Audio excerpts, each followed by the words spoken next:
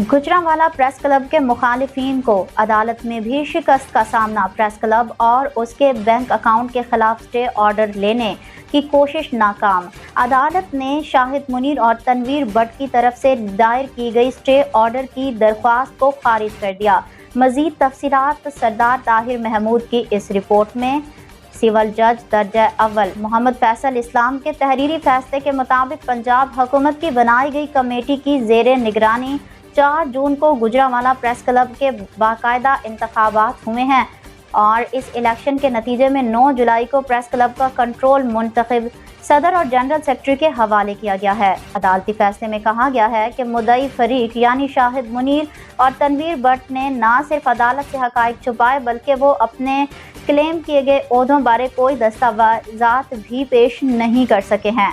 अदालत ने हकायक छुपाने और दरख्वास्त में लिखे गए अपने ओहदों बारे कोई सबूत पेश न करने पर शाहिद मुनीर और तनवीर भट्ट के स्टे ऑर्डर की दरख्वास्त को खारिज कर दिया।